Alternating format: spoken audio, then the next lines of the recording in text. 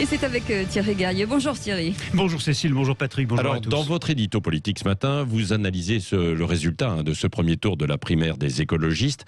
Alors, Rousseau ou Jadot en vue du second tour Bientôt, un peu plus que la semaine prochaine. Alors ce matin, Patrick, en tout cas, c'est les deux, mon général, Yannick Jadot et Sandrine Rousseau, qui vont donc s'affronter au second tour de cette primaire écolo. Alors, qui de ces deux militants verts de longue date sortira vainqueur la semaine prochaine, et lequel des deux sera le candidat d'Europe Écologie Les Verts à la présidentielle de 2022, sans se substituer aux électeurs? Il y a quand même des données objectives de ce premier scrutin qui permettent de se faire une idée. D'abord, on peut constater que si Yannick Jadot, le député européen vert, arrive en tête des 5 candidats, le scrutin a été très très serré. Jadot, avec 27 points, est talonné par Rousseau, qui affiche plus de 25, mais surtout, Jadot n'a sans doute pas ou très peu de réserve de voix.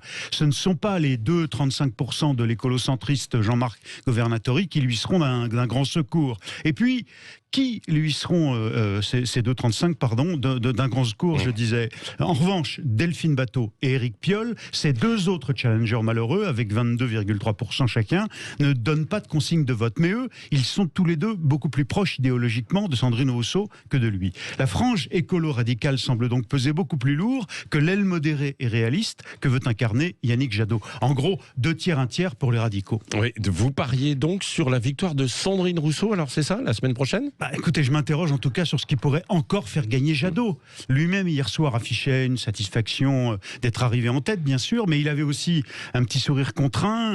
On sentait le vieux routard de la politique qui sait lire les chiffres et qui connaît les réflexes suicidaires de son propre camp. Il faut se souvenir, Patrick, que dans des primaires précédentes, d'autres présidentielles, les Verts avaient préféré Lipietz à Mamère, Eva Joly à Nicolas Hulot en 2011, choisissant souvent le plus radical plutôt que le plus populaire et faisant à chaque fois, au final, à la présidentielle, des scores pitoyables.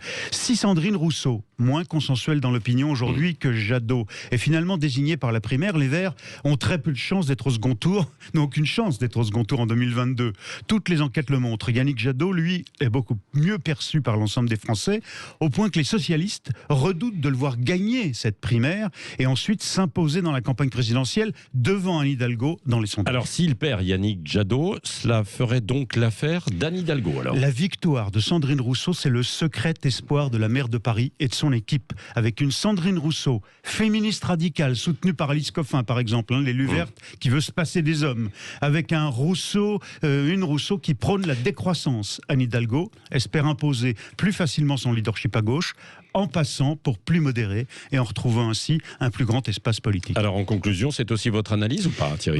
Je crois surtout que Sandrine Rousseau, plus proche idéologiquement de Jean-Luc Mélenchon que d'Anne Hidalgo, a montré qu'elle est coriace.